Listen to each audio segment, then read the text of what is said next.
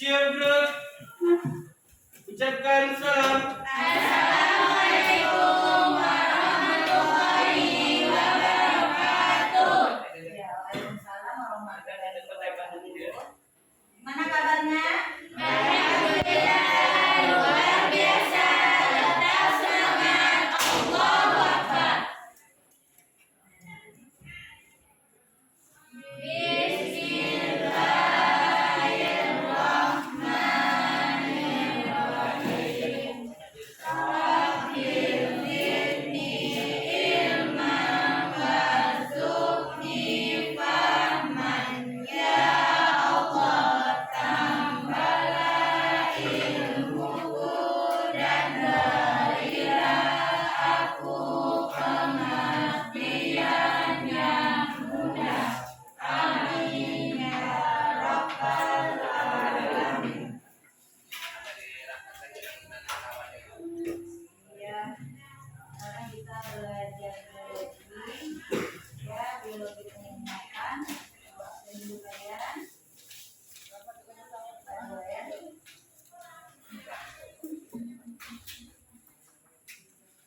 Airin di Atlanti, Al-Faridi Ahmad, Andina Kairunisa, Chelsea Luciana, Dedi Wahyu, Evita Rahmawati, kemarin juga apa ya? Juga kali ketemu apa nih? Fadil Gifari, Putri Nuzratul, Ezia Rahmayati, Muhammad Farel, Marcela, Mata Priska, Osima Ifari, Rahmatul Nazila, Wahra Mantri, Raihan, Sela Yulia, Anwar. Selamat Mbak dari mana ya?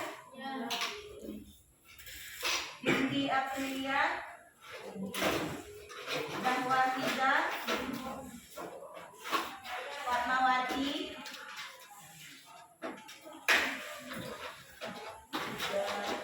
dua orang saya.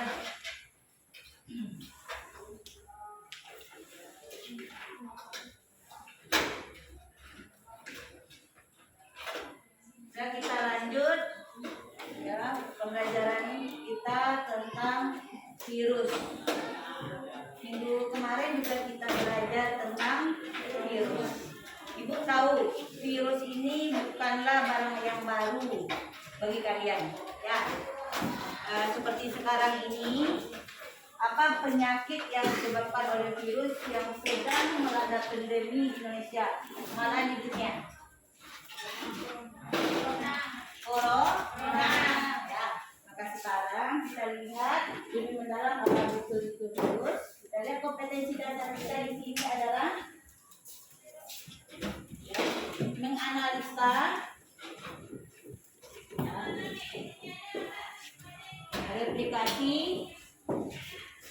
dan peranan virus. Sebelumnya tentang strukturnya sudah kita pelajari di minggu sebelumnya. Ini udah pertemuan ketiga tentang virus ya. Jadi sebelumnya kita udah mempelajari tentang struktur, replikasi, yaitu baru masuk ke tahap lisogenik, ya. Dan terakhirnya kita masuk lagi ke lisogenik akhirnya juga ya.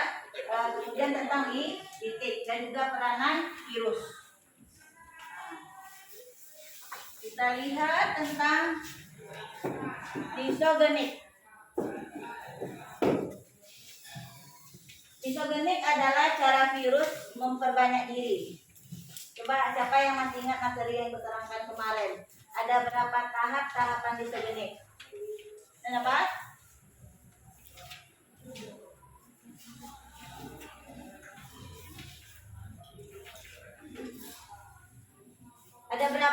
tahapan, Ibu ganti lagi kalau lisogenik kalian belum bisa. Ada berapa tahapan proses litik?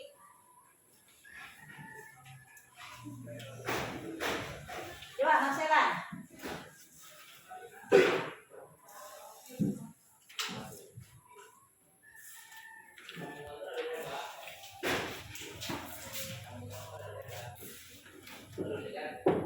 Nah, Ibu jelas kembali ya. Litik pertama diawali oleh proses apa yang pertama? Tahap pelekatan. Iya, pelekatan atau disebut juga dengan absorpsi. Ya, absorpsi adalah melekatnya serabut virus pada sel bakteri. Kan aku contohkan kemarin, seandainya ini sel bakteri, ini ada virus, maka pelekatan serabut ekor virus pada sel bakteri itu disebut dengan absorpsi. Nah, setelah absorpsi masuk tahapan yang kedua adalah Tahap penetrasi. iya betul Ahmad. Tahap penetrasi. Penetrasi adalah di mana virus tadi menginjeksikan DNA-nya ke dalam sel bakteri. Penetrasi menyuntikkan. Kalian pernah nggak disuntik? Ada kemarin divaksin? Berapa orang? Nah, kan ditaruhnya dulu jarum suntik di permukaan kulit. Ibaratnya kalau virus tadi ya, pas penaruhkan jarum suntik pada kulit itu namanya absorpsi. Penempatan. Setelah ditaruhnya jarum suntik, disuntikkanlah obatnya ke dalam pembuluh darah kalian. Nah, kalau pada virus itu namanya injeksi. Pada penyuntikan tadi juga namanya injeksi. Kalau udah ditekan jarum suntiknya, apa yang masuk ke dalam tubuh kalian tadi atau ke dalam pembuluh darah? Obat vaksin tadi kan? Nah, masuk kalau pada virus yang ketiga, setelah disuntikan, maka DNA virus akan bergabung dengan DNA bakteri. Jadi di dalam sel bakteri ini udah ada dua, nah. Ada DNA bakteri, ada DNA virus. Apa tujuannya berada di dalam sel bakteri tadi? Berada di dalam sel bakteri tujuannya adalah untuk merakit DNA bakteri tadi menjadi DNA virus, sehingga DNA bakteri sudah berubah menjadi virus-virus baru. Akhirnya sel bakteri tadi pecah, keluarlah virus-virus baru. Kemana virus-virus baru tadi keluar? Mencari sel bakteri. Iya, mencari sel bakteri yang lain untuk diinfeksi lagi. Nah, kalau ini dicontohkan pada bakteri, begitu juga dalam tubuh kita. Ya, seperti virus penyebab cacar misalnya. Jadi diinfeksinya satu sel kita, nanti dia masuk ke dalam, nanti keluar virus-virus baru dalam jumlahnya yang banyak, diserang lagi sel-sel yang lain. Ya, ini untuk sitogenik.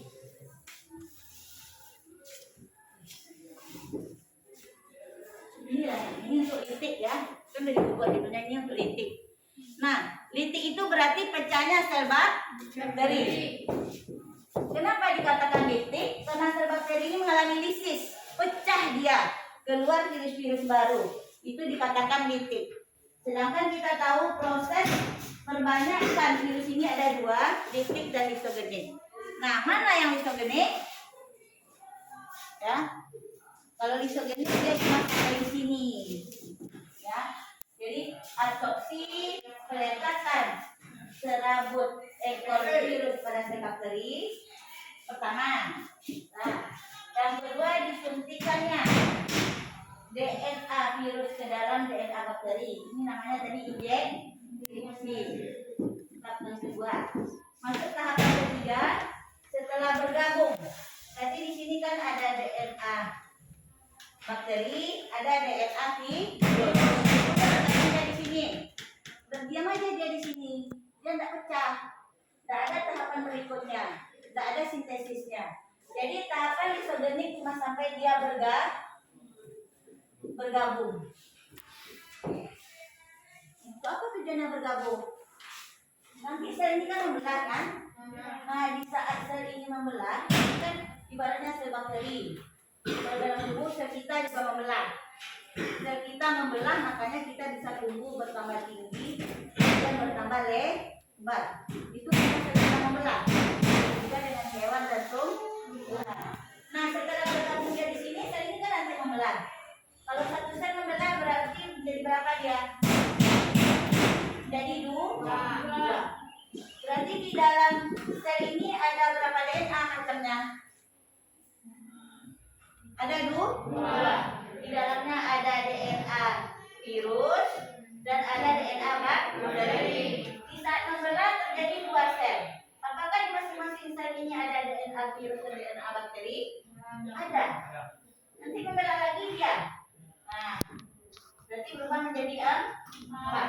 Sudah bertambah pula jumlah selnya. Masing-masing ini apakah masih terdapat DNA virus dan bakteri? Masih. Begitu seterusnya.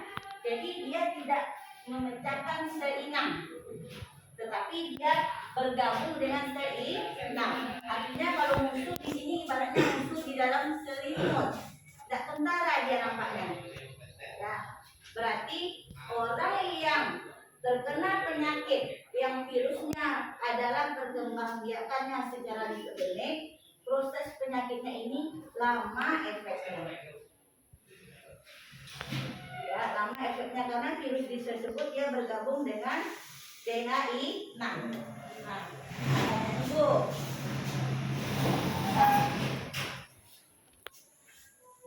Apa contohnya virus yang perkembangbiakannya secara lisogenik?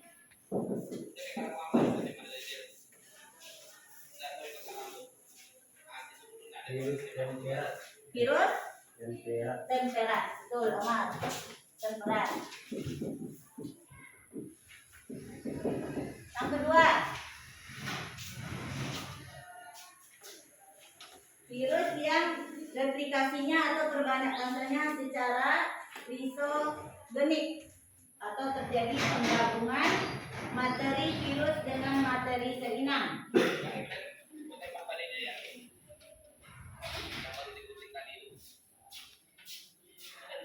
Ada virus HIV. Ya, virus HIV ini adalah virus yang replikasinya secara lisogenik. Makanya orang yang terkena HIV itu prosesnya lama. Mulai dari masuknya virus tadi ke dalam tubuh seseorang sampai nampak efeknya ke tubuh penderita tadi tentang waktunya 1 sampai 10 tahun. Nah, ini rentangnya. Mulai dari masuknya virus ke dalam tubuhnya sampai nampak efeknya itu 10 tahun. Karena terjadinya penggabungan sel, terjadinya penggabungan DNA inang dengan DNA virus itu, jadi efeknya itu makanya lama. Tapi seandainya kalau kalian terkena influenza itu penyebabnya apa? Juga virus.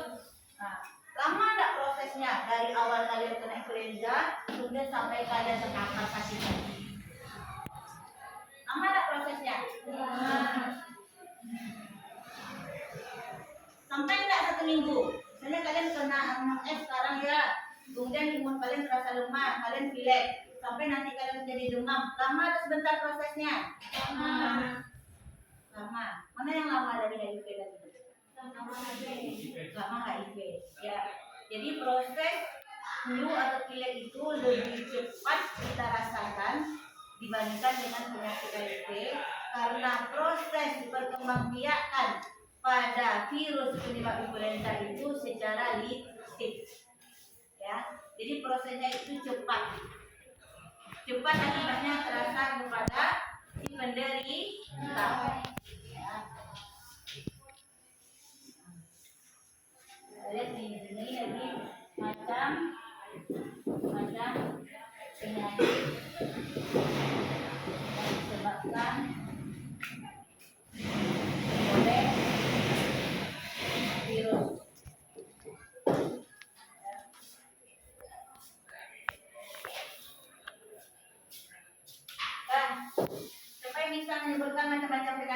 disebabkan oleh virus burmista yang pada tumbuhan. Berapa aja? Tunggu tulis. Ya. Yang depan tulis yang sebelah sana ya, yang pada tumbuhan ya. Jadi 1 boleh, 2 boleh, 3 berapa? Tidak.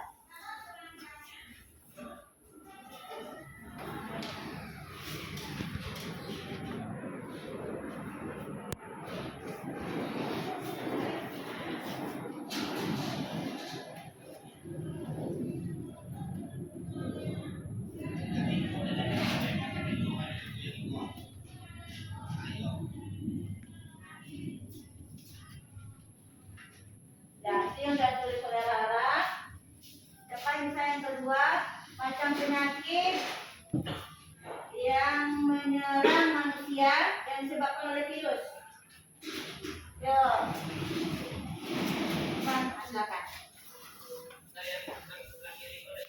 Ada manusia ya? Iya, ada manusia.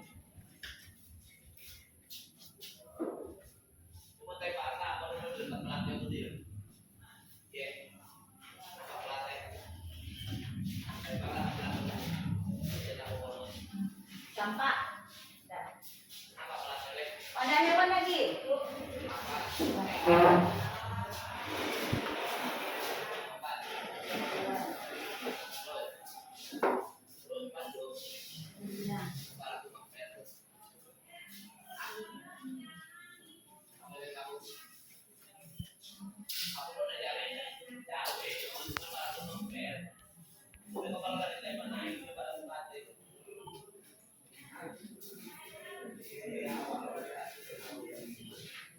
Rabies. Ya, siapa yang bisa menambahkan lagi untuk hewan?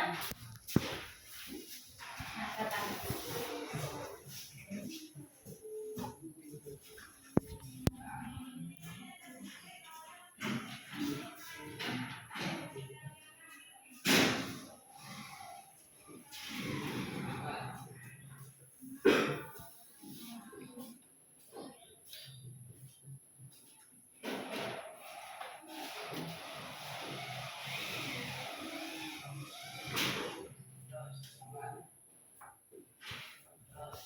Ya, betul. Di sini yang lagi dan saya nambahkan boleh yang menyerang manusia.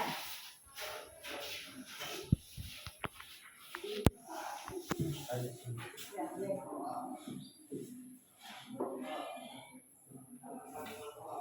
Sama ya.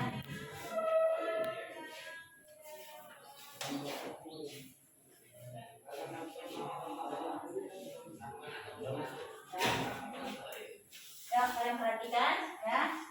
Penyakit yang disebabkan oleh virus pada tumbuhan. Virus tungro dan TMP. TMP biasanya menyerang tanaman apa ini?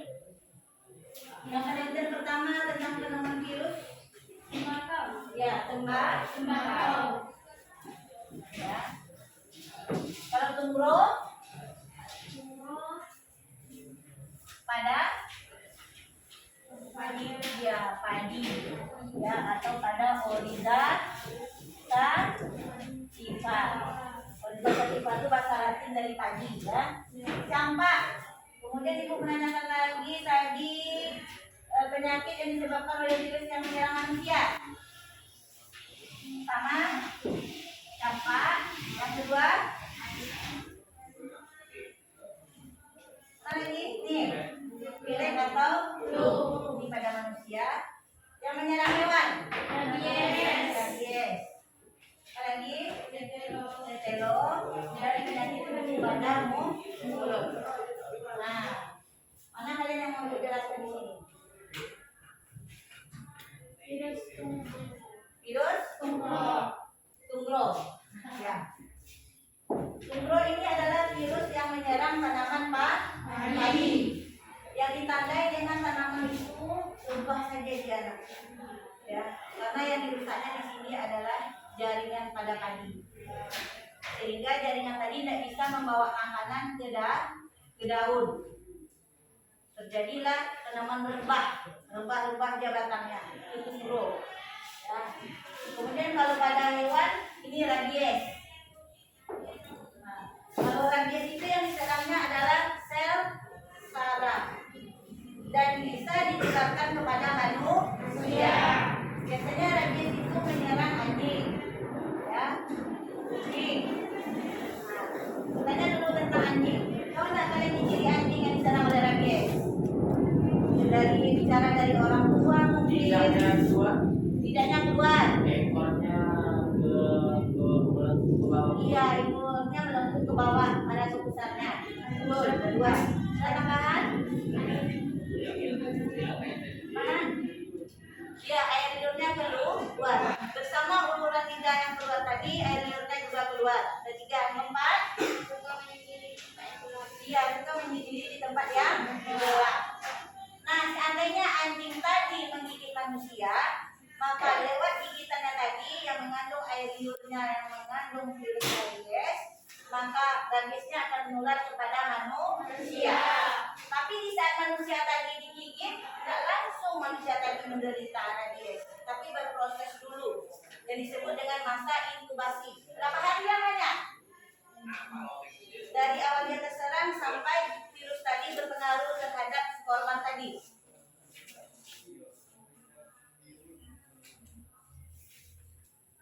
Ya. Oh, iya.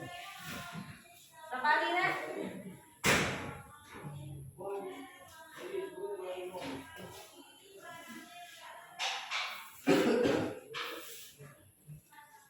Apa? Ayo.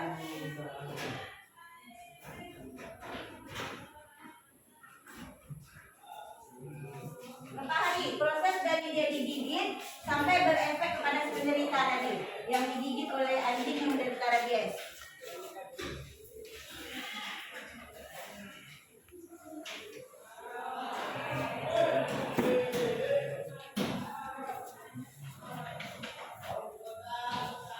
Berapa? Ada lebih kurang 10 hari. Ya. Jadi kalau kalian digigit sama anjing yang kita tahu itu adalah gila, kemudian jangan menganggap remeh, nggak apa-apa begitu, karena dia masih berproses. Ya, jadi awal kita tahu kita digigit oleh anjing yang menderita rabies, langsung dibawa berobat. Nanti dikasih suntik untuk mengatasi gigitan ini. Jangan tunggu dulu sekian hari, karena kalau sekian hari nanti virusnya sudah menyerang lebih menyebar ke sel-sel kita. Ya. Ada di sini ada pertanyaan?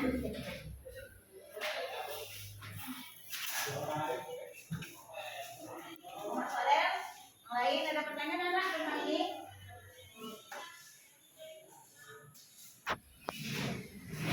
Ada? Nah, kita lihat peranan virus. Ya, peranan virus di sini ada dua. Pertama yang merugikan. Yang kedua, menguntungkan. Apa contohnya virus yang merugikan? Iya, ini dia. Dapat menyebabkan penyakit. Ini namanya peranan yang merugikan. Ya, dia menyebabkan penyakit atau disebut juga sebagai patogenesis. Patogenesis itu artinya penyebab suatu penyakit. Dan ini sekarang kita melihat dari peranannya yang menguntungkan. Apa nak?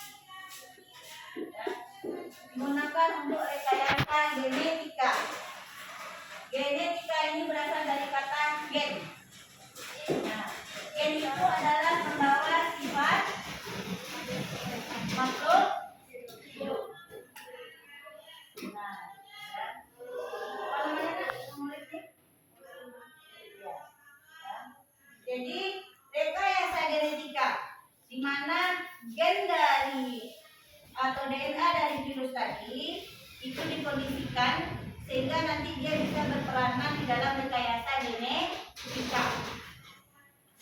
Rekayasa genetika ini tujuannya bisa untuk pengobatan.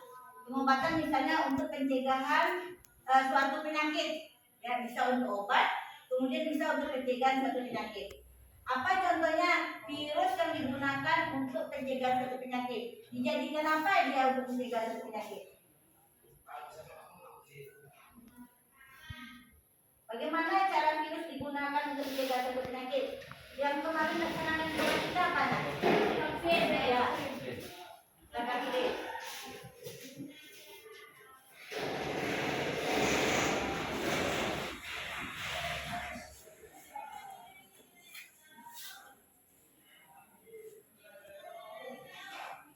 Pembuatan,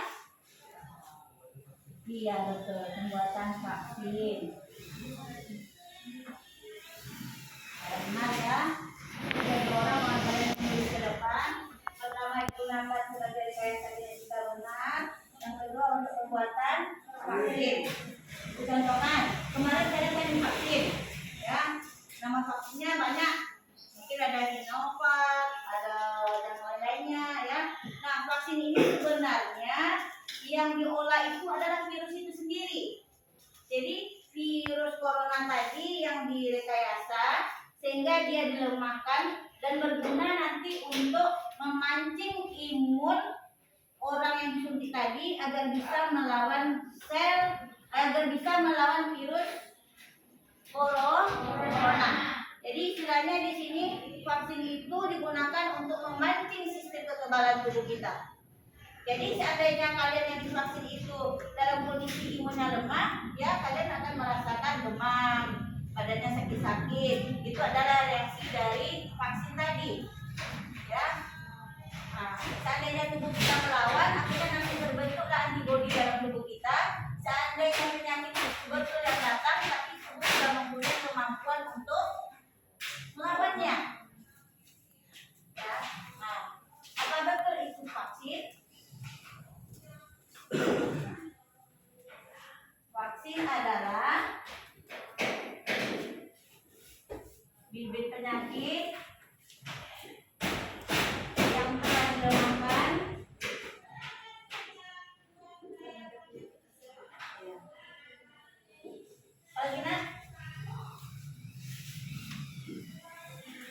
dan digunakan untuk memancing kekebalan tubuh ya. Nah, jadi kalau dulu kita kenal ada yang namanya vaksin campak, ya kan? Vaksin polio, vaksin cacar, dan vaksin tetanus. Itu tujuannya adalah untuk merangsang tubuh kita agar mampu melawan penyakit yang disebabkan oleh virus. Ada lagi fungsinya yang ketiga? Apa lagi? Iya, katakan dulu.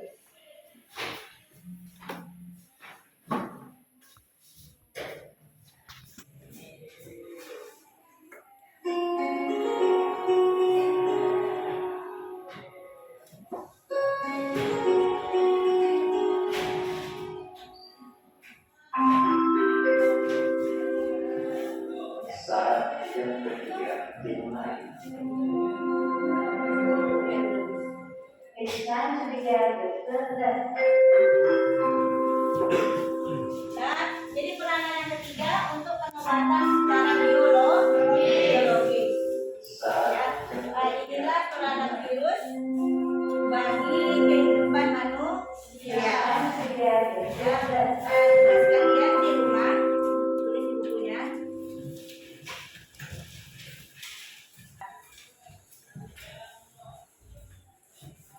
Sebutkanlah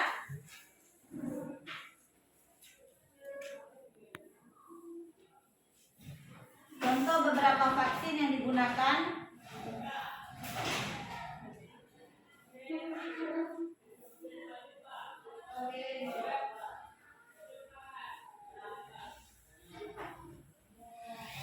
Untuk mencegah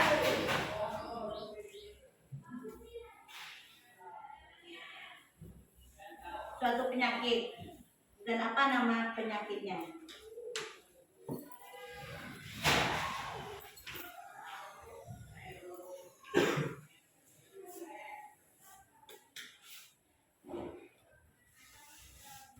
Nah, ya. Jadi kesimpulan kita dalam pembelajaran ini, dengan pembelajaran virus ini diharapkan kalian dapat menjaga kesehatannya, dapat menjaga kondisi tubuhnya agar terhindar dari penyakit yang disebabkan oleh virus.